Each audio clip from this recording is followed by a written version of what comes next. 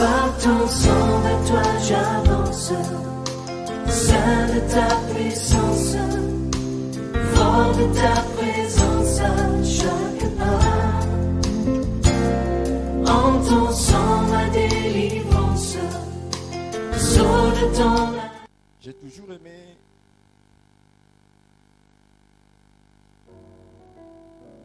la manière drôle avec laquelle le Saint-Esprit me conduit. Des fois, j'ai l'impression que c'est une souffrance, mais à la fin, je finis toujours par lui dire merci. La Bible dit, marchez selon l'Esprit et vous ne ferez pas ce que vous voudriez. Alors, j'aurais voulu, si ça dépendait de moi-même, vous partager d'autres messages ou un autre message, mais le Saint-Esprit a voulu que je vous partage un message que j'estime très simple pour ce culte de ce dimanche matin. Mais qu'est-ce que j'ai à faire? Je ne suis que serviteur, je ne peux qu'obéir. Je n'ai pas autre chose à faire. Je voudrais vous donner un message trop simple sur les avantages de prendre part à un culte. Les avantages de prendre part à un culte. Il y a beaucoup d'avantages que je ne vais pas citer aujourd'hui, mais je vais dire juste quelques-uns. Si le Seigneur, le Saint-Esprit le veut, on continuera, mais peut-être que nous allons peut-être juste nous arrêter aujourd'hui. Mais il m'a demandé spécialement de partager avec vous les avantages de prendre part à un culte de l'Église ou dans l'Église. C'est vrai que quand on parle de culte, beaucoup de gens ne comprennent même pas c'est quoi le culte. Et on ne sait même pas, d'après la Bible, d'après la parole de Dieu, de quoi devra être fait un culte. On ne sait pas de quoi doit être fait un culte. Et beaucoup de personnes aussi aujourd'hui, même si ce n'était pas le cas dans la Bible, discutent de l'importance de prendre part à un culte. Dans ma génération, j'ai vu certaines personnes dire que la meilleure église, c'est le cœur. Ce qui est tout à fait une aberration. C'est une grande aberration que de dire la meilleure église, c'est le cœur. Et c'est pour ça que vous allez voir beaucoup de gens dire, ah, même si je n'assiste pas au culte, mais j'ai prié. Et avec le développement de la technologie, qui est un grand avantage pour tout le monde et même pour l'Église, beaucoup commencent aussi à perdre l'essence du culte en présentiel, c'est-à-dire lorsque nous nous retrouvons ensemble. Alors, qu'est-ce que c'est un culte? Et quel est l'avantage que nous pouvons tirer de prendre part à cela? Pour répondre à la question de savoir ce que c'est un culte, c'est un rassemblement des chrétiens autour de Jésus-Christ. Dans la Bible, vous allez voir, on parle des assemblées. C'est même la raison pour laquelle notre mouvement au niveau mondial a été donné le nom des assemblées de Dieu, c'est-à-dire plusieurs rassemblements dans plusieurs endroits, assemblées. Et si vous allez dans la Bible, vous allez trouver ça facilement. Dans le Nouveau Testament, vous allez voir ça, qu'il y a plusieurs fois des assemblées, des chrétiens réunis dans un but spirituel, évidemment. La pratique a commencé dans l'Ancien Testament, où nous voyons le peuple juif se retrouver premièrement dans les temples Et plus tard dans l'histoire, le peuple juif a commencé, à cause de la dispersion, le peuple juif a commencé à se retrouver dans des synagogues. Donc, tous les peuples de Dieu avaient cette pratique. Et c'est Dieu qui l'a institué, déjà en instituant les temples, autrefois dans l'Ancien Testament, et l'Église dans le Nouveau Testament. C'est quelque chose que Dieu a voulu. Alors, nous parlons des assemblées, mais il faudra que nous puissions d'abord savoir c'est quelle assemblée et qu'est-ce que nous y faisons. Le mot français que nous utilisons le plus souvent et qui a son sens, on parle de culte. Le mot culte de l'Église. Je vais au culte. Du moins pour nous les évangéliques. Parce que si d'autres ont utilisé le mot messe, ça l'idée du sacrifice. Et telle n'est pas la pensée de la Bible lorsque nous nous retrouvons. Ce n'est pas autour de l'idée d'un sacrifice, mais c'est autour d'un culte que nous rendons à Dieu. Nous parlons plus de culte que de la messe. La messe, c'est une connotation, je dirais, très limitée et même caricaturée de ce qui devrait être fait dans la présence du Seigneur.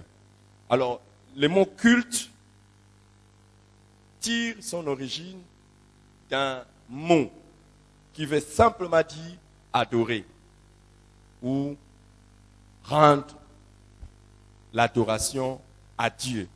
C'est aussi un mot qui ne représente pas l'essentiel de tout ce qui est dans la célébration que nous faisons autour de l'assemblée. Mais l'idée que ça nous fait transparaître nous aide à comprendre qu'est-ce qui se passe pendant un culte et qu'est-ce qui devrait normalement se faire pendant les cultes. Alors, l'idée du culte, j'ai dit ça un peu dans mon livre sur l'Église selon Dieu. L'idée du culte, quand nous venons, beaucoup de gens viennent dans la pensée de recevoir quelque chose de Dieu. Mais l'idée du culte n'est pas simplement de recevoir quelque chose de Dieu, mais de donner à Dieu quelque chose. C'est ça le culte. Nous venons pour recevoir quelque chose et donner à Dieu quelque chose. Mais le point central, c'est qu'en fait, nous venons dans le culte pour rencontrer Dieu, lui donner quelque chose et recevoir de lui quelque chose. C'est la raison pour laquelle, normalement, on n'assiste pas à un culte. On participe. On prend part à un culte. Donc, nous venons de manière active. Il n'y a personne, après le culte, si on lui pose la question, qu'est-ce que tu as fait pendant le culte? Ne devrait dire, je n'ai rien fait. Alléluia. Waouh. Tu ne peux pas dire, je n'ai rien fait. Ce n'est pas parce que tu n'as pas été à la prédication comme moi, et cette prédication même, c'est le kérigma ou la proclamation. Ce n'est pas parce que tu n'as pas joué à l'instrument, ou tu n'as pas été au protocole, ou tu n'as pas été au service des médias, ou quoi que ce soit. Tu es venu t'asseoir, que tu vas dire, je n'ai rien fait au culte. Non. Normalement, toute personne qui vient au culte a quelque chose qu'il apporte et quelque chose qu'il reçoit de Dieu. À la fin d'un culte, chacun doit se poser la question, qu'est-ce que j'ai donné et qu'est-ce que j'ai gagné? Pas seulement qu'est-ce que j'ai donné, mais qu'est-ce que j'ai gagné? Alors, dans qu'est-ce que j'ai donné, C'est simple. Ce n'est pas seulement qu'est-ce que je donnais à Dieu. Puisqu'il s'agit d'une assemblée, qu'est-ce que je donnais à Dieu et qu'est-ce que je donnais à mes frères. De l'autre côté aussi, qu'est-ce que j'ai gagné de la part du Seigneur et qu'est-ce que j'ai gagné de la part de mes frères. Est-ce que quelqu'un comprend?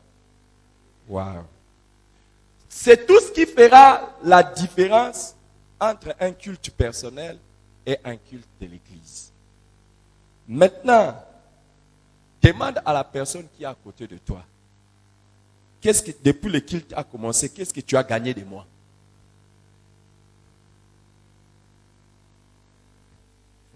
Qu'est-ce qu'il a gagné de toi? Wow. Non, si c'est ton mari qui est à côté de toi, va de l'autre côté. Si c'est ton frère, si c'est ton frère ou ta soeur, va de l'autre côté. Qu'est-ce qu'il a gagné de toi?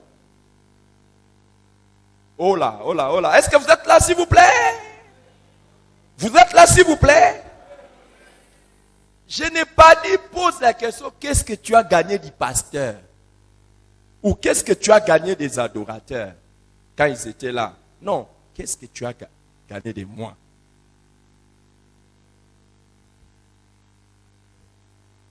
Qui a eu la réponse de son voisin sur ce qu'il a gagné? Alors vous voyez que notre culte est riche ou pauvre en fonction de ça. Notre culte est riche ou pauvre en fonction de cette compréhension que nous avons du culte. Si notre compréhension du culte est que je viens donner à Dieu et à mes frères, je viens recevoir de Dieu et de mes frères, notre culte sera béni. Regarde, je donne juste des exemples et je vais passer. Normalement, quand nous venons au culte, il est dit clairement que pendant que tu es en train de louer le Seigneur, ne le fais pas seulement en langue, fais-le aussi avec ton intelligence, pour que ton voisin qui écoute ta prière dise Amen. Est-ce que tu as entendu ton voisin dire Amen à ta prière? Déjà, toi-même, quand tu pries, c'est comme si tu es dans l'eau. Dans l'église, on ne prie pas comme ça. Dans l'église, on prie de manière intelligente pour que le voisin entende. Ton voisin peut être édifié à cause de ta prière.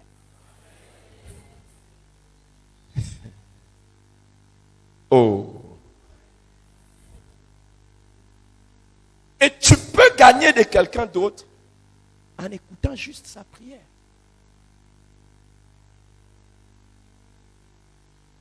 Est-ce que vous savez que, je donne seulement des exemples clairs. Vous savez qu'en venant au culte, nous venons chacun avec ses victoires et chacun avec ses défis, avec ses combats. Vrai ou faux? Mais est-ce que tu sais que juste par sourire, tu peux remonter quelqu'un? Tu n'as même pas donné sourire à quelqu'un. Maintenant, donne ça même de manière hypocrite. Donne. Donne à ton voisin même un sourire hypocrite. Non, pas hypocrite. Donne-lui des vrais.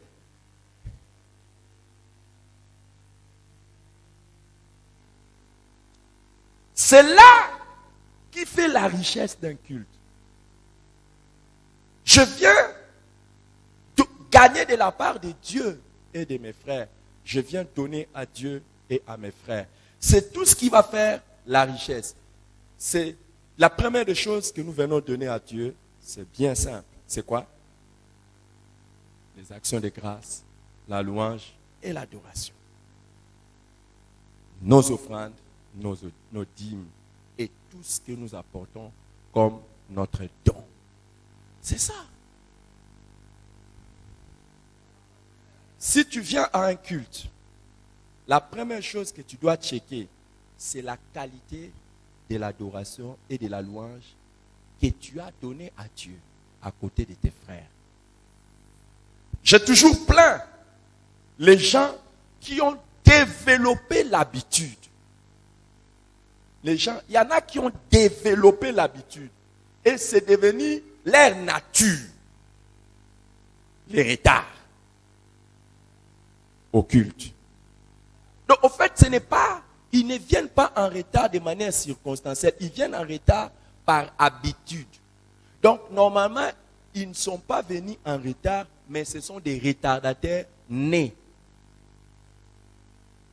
et bloqués. Ils peuvent venir au culte et ils rentrent à la maison sans avoir une adoration qu'ils ont donnée à Dieu.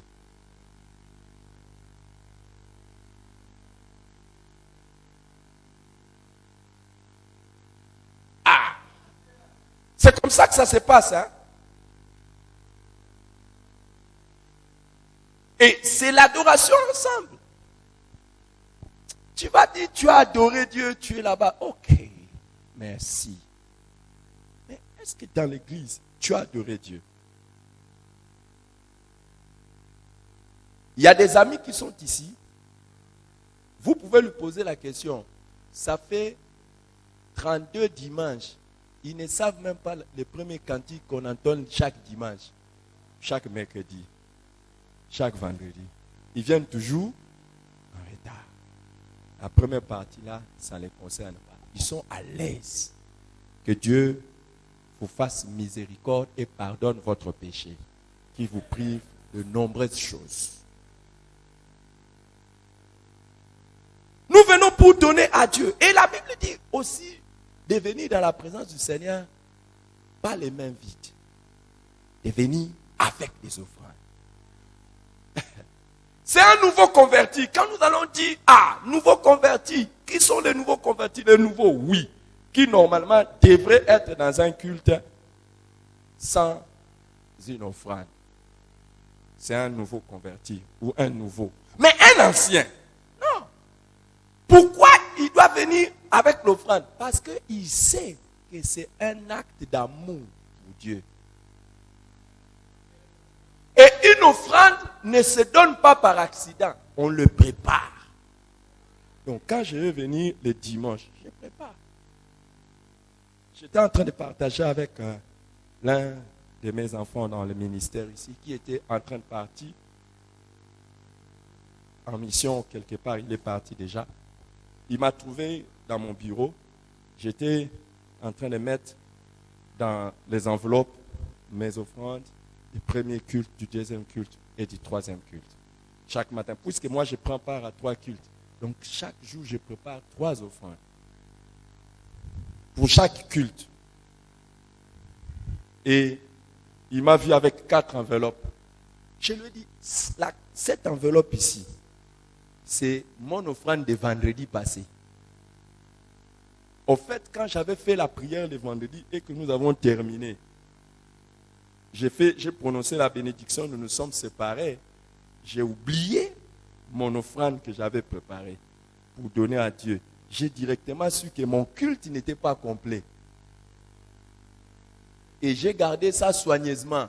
C'est l'argent de Dieu. C'était déjà donné. Parce qu'on ne donne pas l'offrande quand on est ici. On le donne déjà à partir de la maison. Tu as déjà préparé. Ici, tu viens présenter juste à Dieu. J'ai gardé ça. Et aujourd'hui, pendant les premiers cultes, je vais donner 2 offrandes. C'est le vendredi et d'aujourd'hui. C'est ça un culte. Alléluia. Je viens donner à Dieu. Et c'est pour ça que beaucoup de fois, nous sortons d'un culte et nous revenons. Il y a des choses que nous manquons dans la présence du Seigneur. J'ai dit à Dieu, je ne veux pas manquer ma bénédiction de ce vendredi-là. Je vais donner mon offrande. Allez, vous commencez à changer de visage quand on parle des offrandes. Si vous voyez, on parle des offrandes, vous changez le visage, c'est que vous êtes destiné à la pauvreté et à mourir dans la médiocrité. Oui. Oui. Vous n'êtes pas destiné à aller loin avec Dieu. Cette semaine, j'ai expliqué à l'un de mes enfants le mystère autour de l'argent. L'argent est une chose, et la chose qui va envoyer beaucoup de gens au ciel, c'est aussi la chose qui va envoyer beaucoup de gens en enfer. J'ouvre juste une parenthèse que je ferme. Parce que j'ai vu, vous avez changé de visage. C'est l'argent qui va envoyer beaucoup de gens en enfer. Donnez-moi un bon amen. Dites-moi les amis, combien de gens pêchent avec l'argent? Combien de péchés on n'aurait pas fait si on n'avait pas l'argent? Plein. Plein de péchés. Tu n'allais pas les faire sans argent. Et beaucoup de gens sont bloqués dans certains péchés parce qu'ils n'ont pas d'argent. Et il y a des gens ici, ne les essaye pas avec l'argent. Le jour où tu les essaies avec l'argent, tu verras comment il va changer. Il ne sera plus spirituel comme vous le voyez aujourd'hui. Vrai ou faux? Il y a des gens, les jours où seulement il aura l'argent et qu'il achète une moto, vous voyez, il change. Le jour où il achète un véhicule, c'est fini. Et le jour où il a des habits convenables, vous tous, vous n'avez plus de valeur. Certains vont venir même en retard au culte juste parce qu'ils ont eu l'argent pour le maquillage.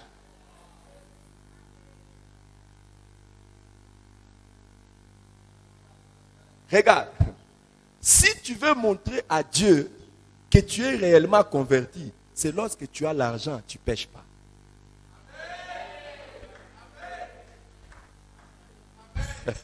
En fait, c'est avec l'argent que tu peux acheter les meilleurs téléphones et tu entres dans des sites bizarres, tu fais des choses bizarres et personne ne le sait. C'est avec l'argent que tu peux prendre une femme et vous allez dans un endroit où le Saint-Esprit va vous voir, mais toi tu crois qu'il ne vous voit pas.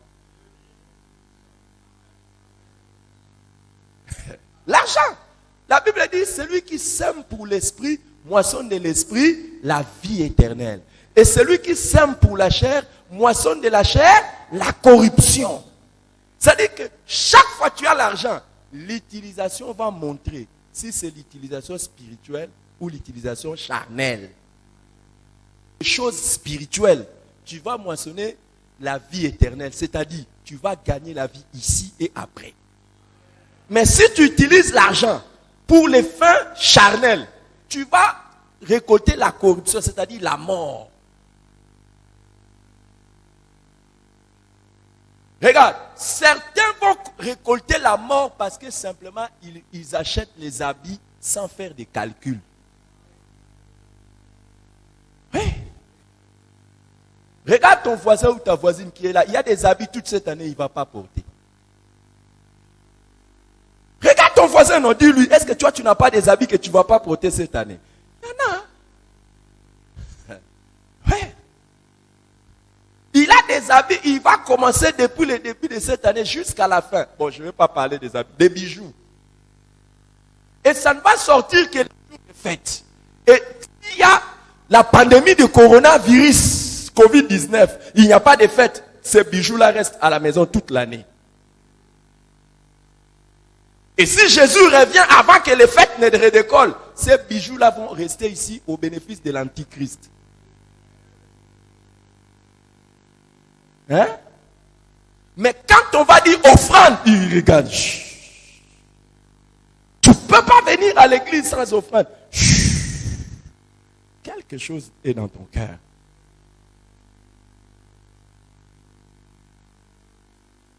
Il y a quelque chose dans ton cœur. Ton rapport avec l'argent montre ton rapport avec Dieu. C'est pour ça qu'il n'est pas dit choisis entre Dieu et Satan. On dit choisis entre Dieu et maman. Parce que c'est toujours Dieu et l'argent. L'argent, c'est bizarre. Hein? Si tu veux être délivré de la chose qui peut t'amener en enfer, sois délivré de l'amour de l'argent. Tu n'es pas en train de donner un bon amen. Hein? Maintenant, demande à ton voisin que tu as amené une bonne offrande pendant ces cultes. Demande-lui. Il y en a qui amènent des offrandes par hasard. Et quand ils sont en train de chercher l'offrande, ils vont chercher la plus mauvaise des billets. Ils enlèvent ça. et la plus petite des billets, ils mettent ça là-bas. Et quand eux-mêmes ils vont au culte, rien ne les touche dans leur offrande. Les amis, je connais ce qu'on appelle sacrifice d'offrande. Quand on dit celui qui sème avec l'arme. Déjà, toi, tu ne peux pas comprendre ça quand tu as déjà du mal à payer la dîme. Parce que le 1/10 appartient à Dieu. Déjà, quand enlever 1/10 dans ton argent, ça te fait mal. Ce qui ne t'appartient pas, ça te fait mal. Et dans les 90% de ce qui t'appartient, comment tu vas faire? Et je sais ce qu'on dit. Ceux qui sèrent avec l'arme moissonnent avec les champs d'allégresse. Parce que quand tu enlèves ta dîme, tu regardes ce qui te reste. Tu veux encore montrer l'amour à Dieu. Tu dis, je dois prendre encore ici. Hey! Et je ne dois pas prendre ce qui ne me coûte pas. Je dois prendre ce qui me coûte. Tu commences à enlever.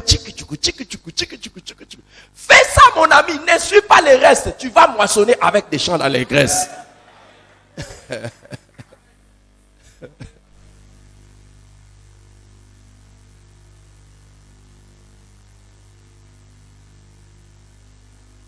Vous pensez par exemple, quelqu'un comme moi, le dimanche comme ça, tu dois mettre 3 offrandes. Ça va être quel genre d'offrande?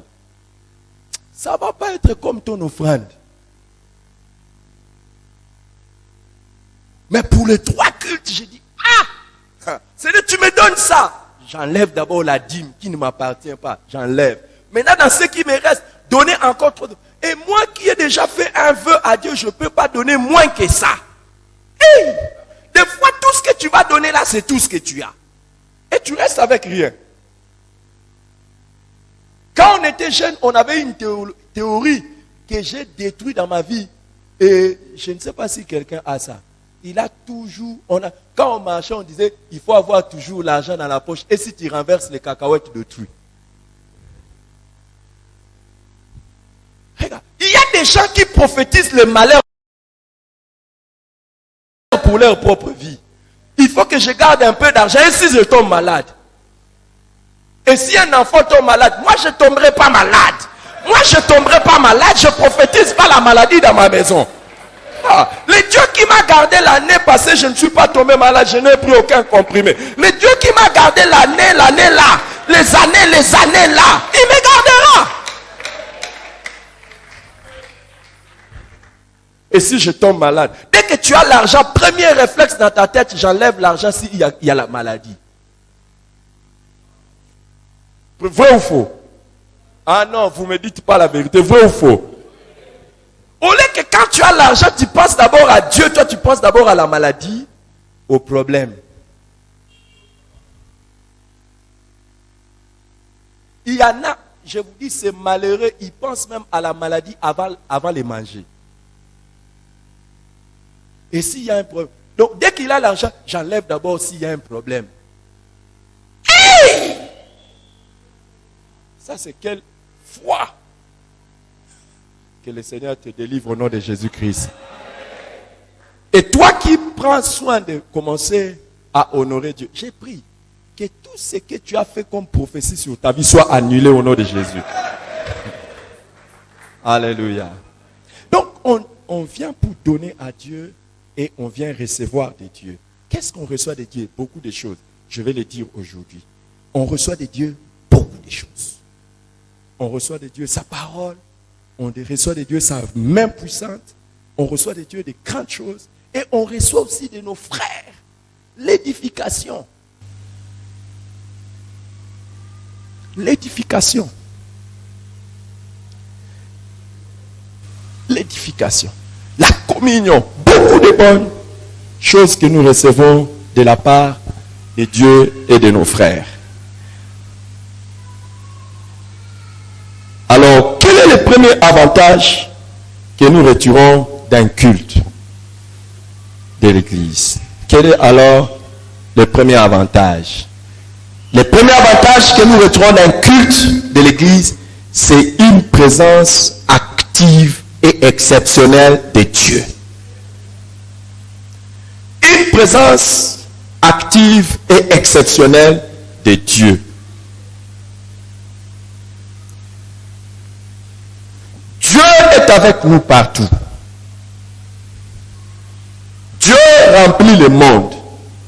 Mais Dieu est présent de manière particulière là où ses enfants se réunissent pour le culte.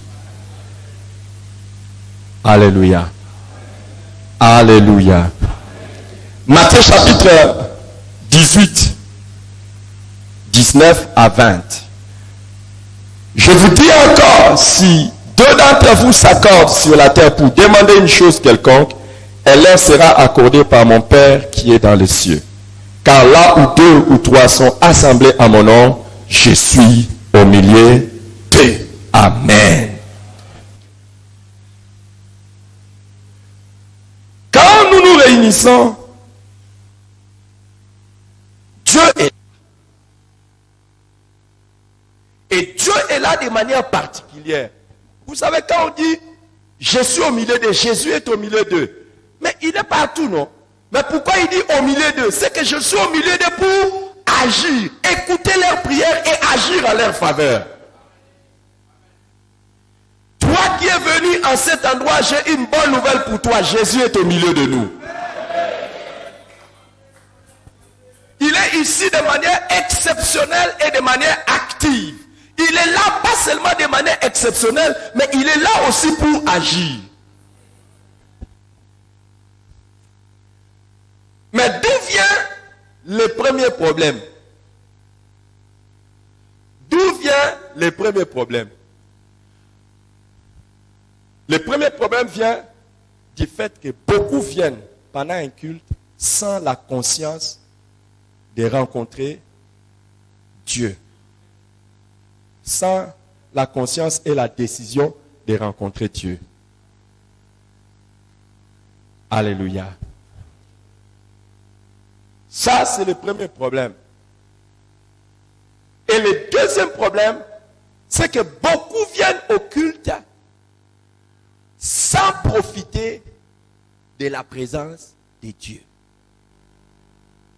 Beaucoup viennent au culte sans profiter de la présence de Dieu. Je commence par le premier point. Qu'est-ce que je vous ai dit? Quel est le problème? Beaucoup viennent sans la conscience et la décision de rencontrer Dieu. Alléluia! Levez un peu la main, balancez ça pour Dieu. Mon ami, même un roi de ce monde, tu vas dans sa présence, il t'accorde l'audience, comment tu vas être? Excité, content. D'accord? N'est-ce pas? Oh, n'est-ce pas? Mais donnez-moi l'exemple d'une personne qui va rencontrer un roi de ce monde et dès qu'il entre dans sa présence, il commence à somnoler. Qu'est-ce que les services de protocole vont faire? Qu'est-ce que les services de protocole vont faire? Sois honnête, depuis que tu es venu ici, tu as somnolé 14 fois. Dans 45 minutes seulement de culte. Je pense que les services de protocole des anges doivent te mettre dehors.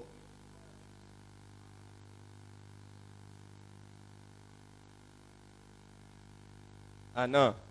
Là, tu commences à me regarder maintenant. Même pendant que je parle, il y a un qui somnole. Regardez. Yes. Waouh. Et il y en a qui ont vu. Hein. Pendant que je vous parle comme ça là, pendant que j'en parlais, il y en a qui étaient. Il y a un que j'ai vu et je l'ai fixé. Vous avez vu, non? Il partait vraiment. Tu viens à un culte faire quoi?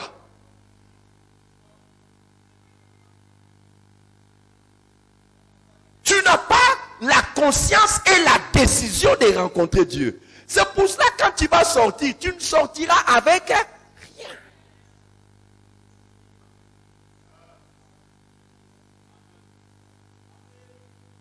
Et il y en a qui sortent d'un culte, comme je l'ai dit, avec 60 moments de somnolence.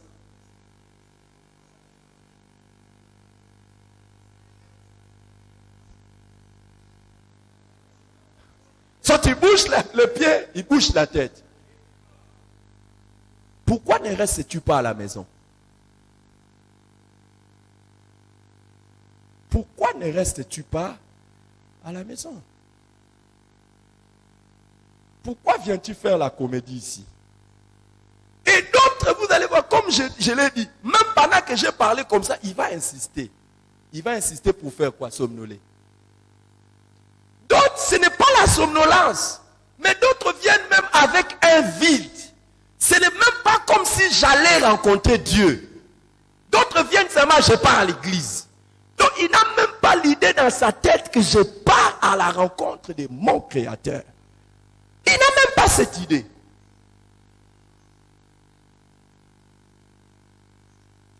Et c'est la raison pour laquelle nous venons au culte et rien ne se passe. En fait, il n'y a même pas eu contact entre nous et Dieu.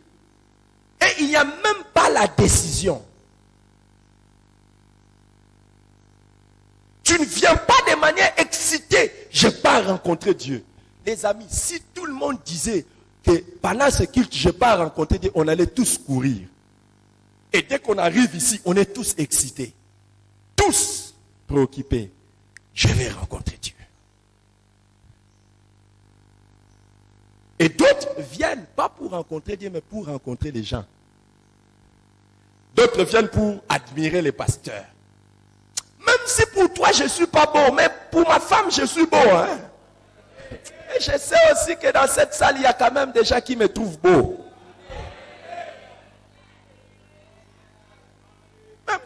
Même si j'ai des oreilles comme ça et puis mes jambes sont comme ça. Malheureusement, il y en a d'autres qui viennent pour voir les pasteurs. Et d'autres, ils viennent parce qu'ils aiment entendre les pasteurs. Mais ils ne viennent pas pour Dieu. D'autres, ils ne viennent même pas pour ça. Ils viennent pour voir l'adoration. Un jour, Seigneur, tu nous donneras une équipe de louanges et d'adoration qui, quand les gens viennent, ils sont frappés. Donne-nous ça, Seigneur. Mais il y en a qui viennent comme ça. Et d'autres ne viennent même pas pour rencontrer Dieu. D'autres disent, je pars faire les protocoles. Donc en fait, il ne vient pas avec l'idée, je pars rencontrer Dieu, mais je pars faire les protocoles, faire un service. Il vient pendant un culte, il dit, aujourd'hui c'est mon tour de faire le nettoyage. Donc il n'est pas venu avec la conscience de rencontrer Dieu, avec la décision de rencontrer Dieu, malheureusement. Et c'est ce qui fait que nous sortons comme ça.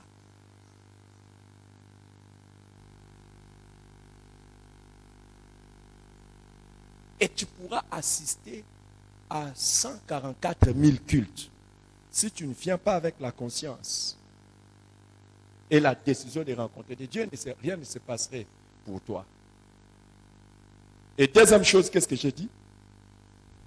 Quel est le problème que j'ai dit? Le deuxième problème.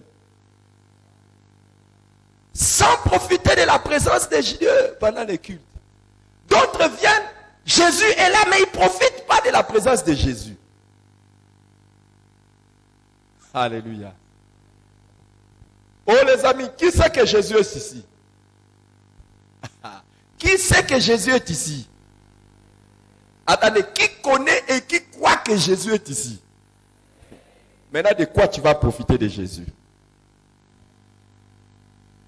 Les amis, quand Jésus était sur la terre, la Bible nous dit, déjà chez lui à Nazareth, les gens le trouvaient ordinaire et personne ne profitait. Et en d'autres occasions, Jésus pouvait être en train de marcher. Il y en a qui sont là, Jésus, fils de David, Jésus. Mais vous allez voir une personne qui va dire, hey, c'est qui là? C'est Jésus. Non, non, non, non, non. Si c'est Jésus, c'est aujourd'hui ou jamais. Si c'est Jésus, c'est aujourd'hui ou jamais. Jésus est là. Bartimée a dit, hein, c'est qui? C'est qui? Jésus. Jésus qui? Hein? De Nazareth. Waouh! Jésus, fils de David, hey, pitié de moi. Et son problème a été résolu. Une autre fois, il est en train de se promener comme ça, une foule en train de l'entourer. Une femme dit, si seulement je peux toucher le bord de son vêtement, je serai. Beaucoup de gens viennent ici et rentrent avec leur maladie. Ce n'est pas la faute de Jésus. Jésus était là.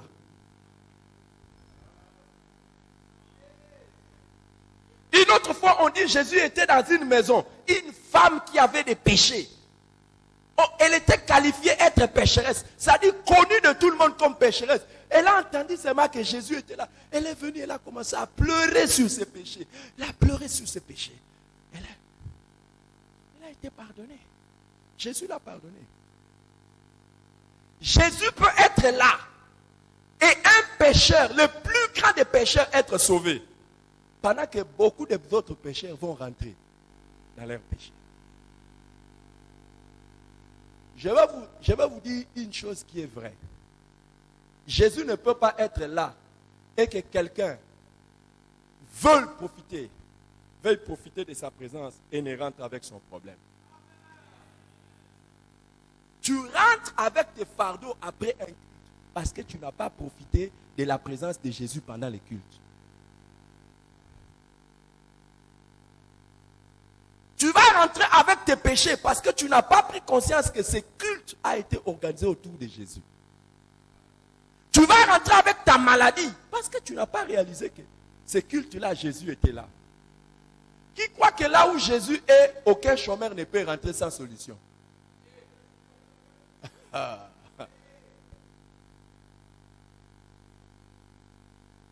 Aucune personne ne peut rentrer sans solution là où Jésus est. Même si tu avais des soucis dans ta maison. Moi, des fois, j'ai eu des soucis avec mon épouse. Hein. Oui. Ah, je ne suis pas saint. Je suis saint. C'est pas que je suis un ange. Il y a des fois où il y a eu des mésententes entre ma femme et moi, des incompréhensions. Mais quand je viens au culte, c'est l'occasion pour moi de parler à Dieu de ça. Avec la confiance que quand je vais rentrer à la maison, il y aura la paix.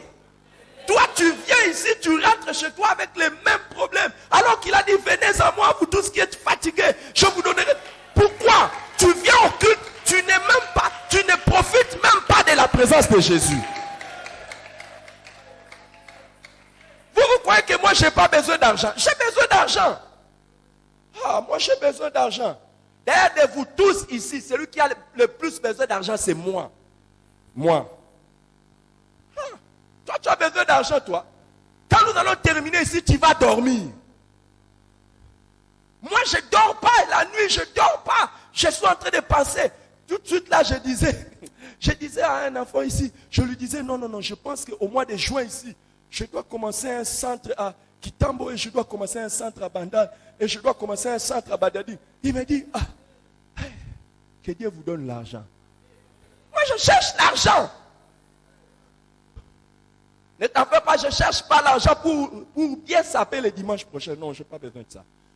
Je cherche l'argent pour aller commencer le travail de Dieu partout. J'ai besoin de beaucoup d'argent. Beaucoup. Je ne dors pas, les amis.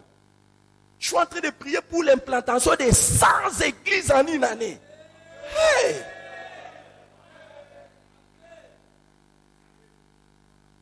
Il faut acheter ça. Il faut acheter des chaises. Il faut acheter des... laisse. Toi, tu as besoin d'argent, toi. J'ai aussi des problèmes d'argent.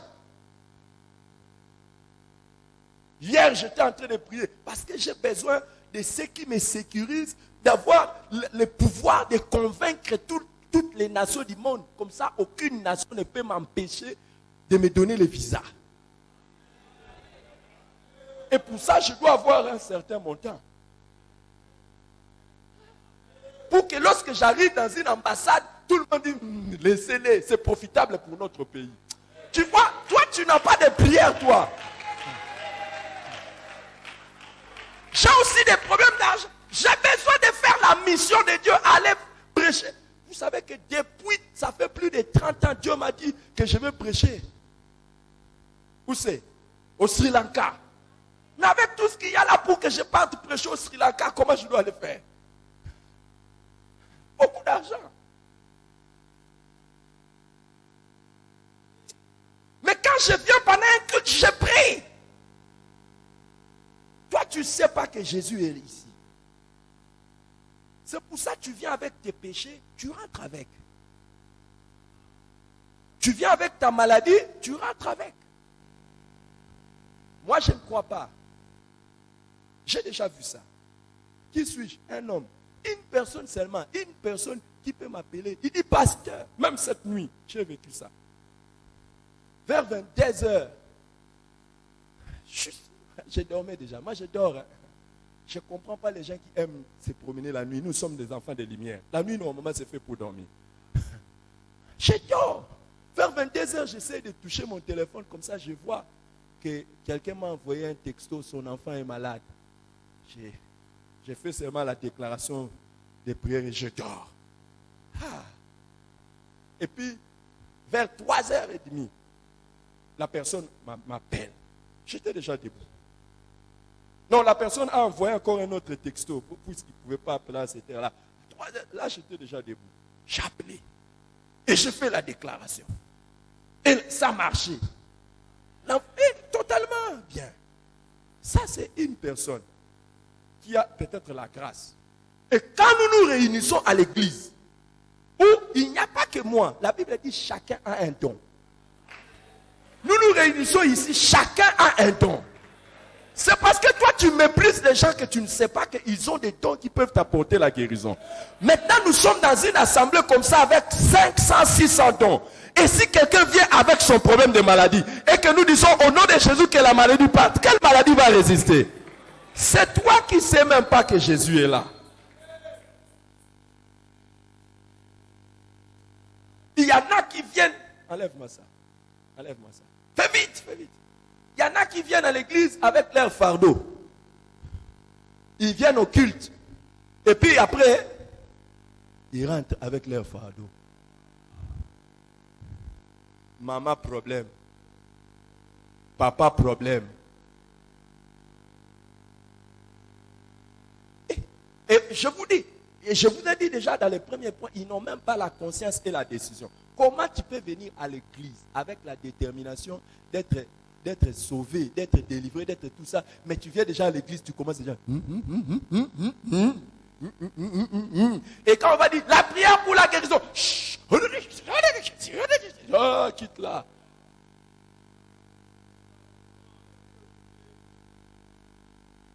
Marc chapitre 6. Je vais terminer mon message. À partir du verset 54.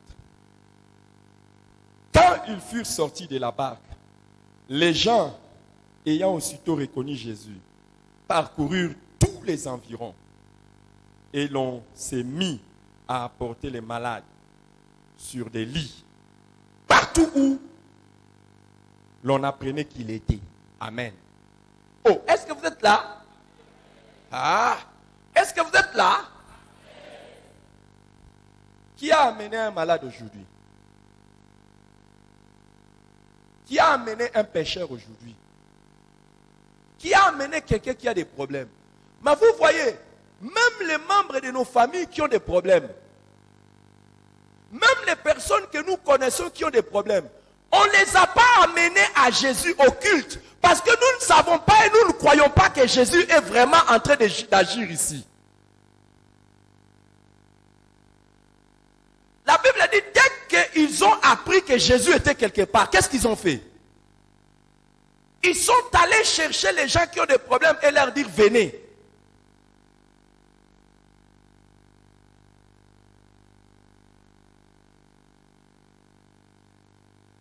Et vous voyez pourquoi l'Église ne connaît pas la croissance. Parce que même les chrétiens, nous-mêmes les chrétiens, nous ne profitons pas de la présence de Jésus.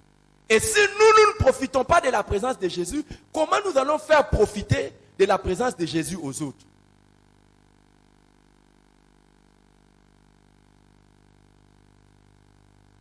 Apparemment, vous êtes partis. Non, apparemment, vous êtes partis. On dit, dès qu'ils ont reconnu Jésus, qu'est-ce qu'ils ont fait? Ils sont partis partout. Aujourd'hui, nous ne connaissons pas la croissance de l'Église. Parce que simplement, les chrétiens n'ont même pas un témoignage. Et dire aux gens, venez à l'Église. Jésus va vous faire du bien. Oui. Parce que pourquoi? Parce que nous-mêmes, en venant, nous ne savons pas que Jésus va nous faire du bien.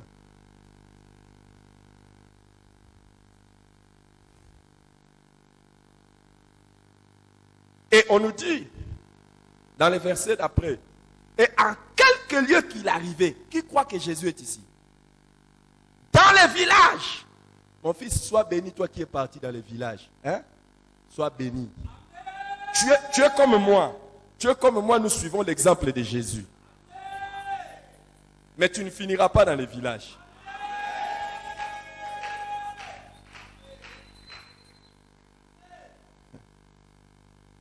Est-ce que je vous ai envoyé là où moi-même je ne suis pas parti?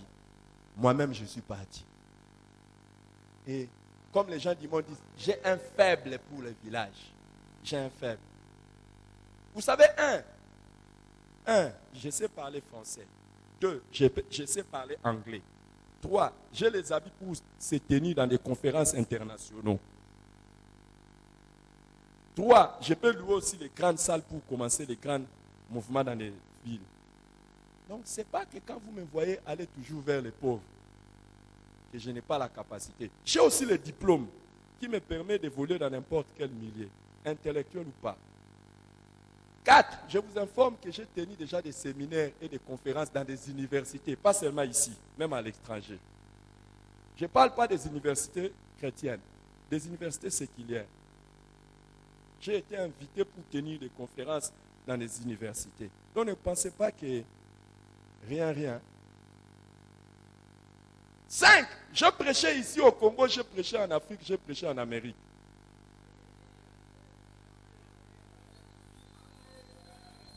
Des fois, quand vous regardez les gens comme ça, là, vous voulez les regarder comme s'ils étaient petits.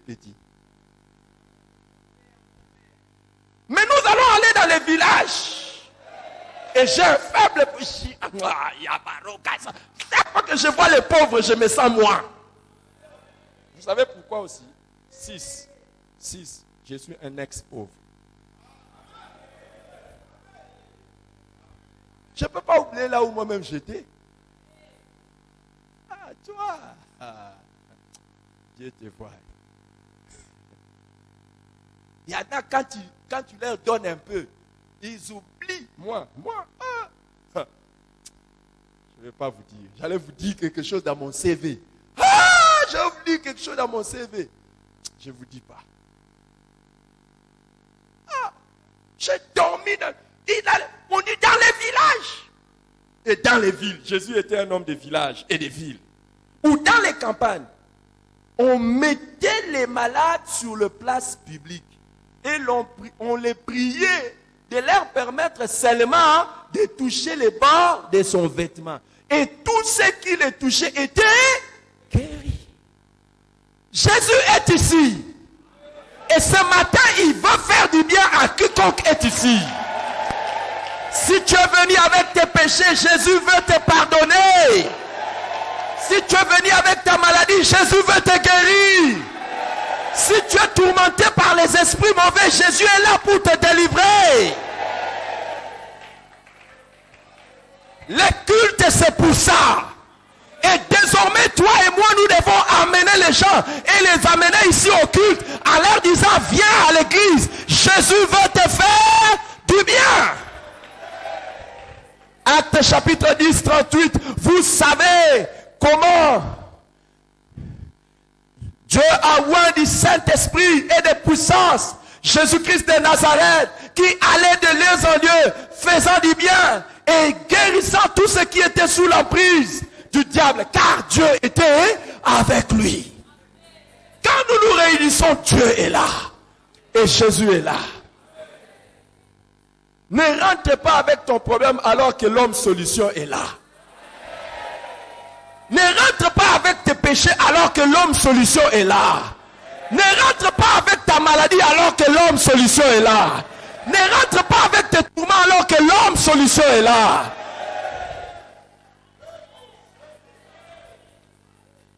On dit tous étaient guéris. Il n'y a personne qui vienne à Jésus et ne sorte sans recevoir son attouchement. Ce culte d'aujourd'hui, c'est le culte où Jésus va toucher et va faire du bien à tout le monde. Que cela soit ainsi au nom de Jésus-Christ.